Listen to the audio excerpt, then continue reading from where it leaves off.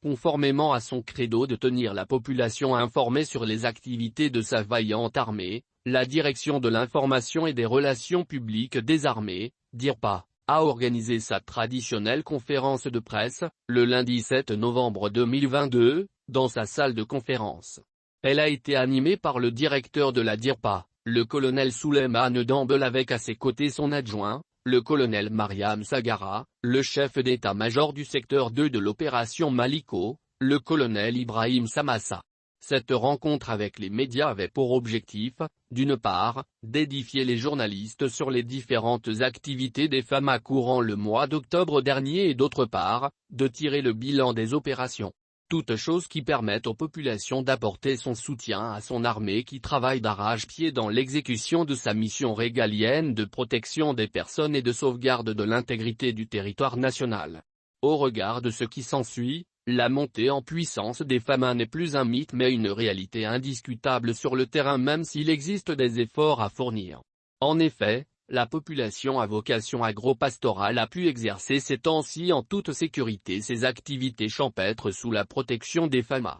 Dans son exposé, le directeur de la DIRPA, le colonel Souleymane Dambel, a donné un aperçu général sur la situation sécuritaire dans les théâtres centres, et de l'opération Maliko et dans la zone sud du pays. À ses dires, les forces armées maliennes, courant ce mois d'octobre, ont neutralisé 133 terroristes et interpellé 122. Elles ont récupéré 60 motos, 99 armes et ont détruit 10 CI et 7 bases terroristes dans les différents théâtres d'opération. Ce résultat positif a été rendu possible grâce à la dynamique offensive de recherche, de neutralisation des terroristes et de destruction de leurs sanctuaires. Au cours de ces opérations, 10 blessés ont été enregistrés dans le passif des FAMA qui ne déplorent aucune perte en vie humaine. Les terroristes adoptent comme mode d'action l'évitement sur le terrain, mais continuent toujours à poser des AI et des attaques complexes contre nos forces en mouvement ainsi que des enlèvements de civils avec demande de rançon ou assassinat, a-t-il expliqué. Le chef de la DIRPA a également souligné que les actions des FAMA au théâtre centre ont été marquées par des recherches et l'exploitation de renseignements, des interpellations, des patrouilles d'opportunité, des opérations aéroportées, des missions de reconnaissance offensive appuyées ou non par les frappes aériennes. Ces missions ont concerné entre autres les secteurs de Tiemaba et Bamada, Ségou, de Kérina, Sandégué, Molinatakou, Ouro et Bima, Kona. Le colonel Dambel a noté que le théâtre de l'opération Maliko est marqué par des combats de positionnement entre le Jnion et l'Aigle dans les secteurs de Tessi, et Ansongo et dans la région de Ménaka.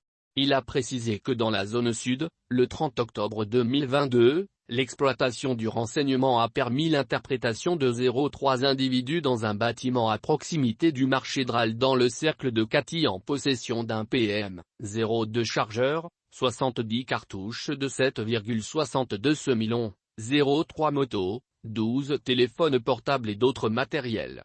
Par ailleurs, les FAMA ont détruit le 8 octobre 2022, 02 EI aux alentours de Guiré, Nara, visant les populations civiles. Le directeur de la DIRPA, le colonel Souleymane Dambel, a souligné que la situation sécuritaire du mois d'octobre 2022 a été relativement calme, mais reste précaire.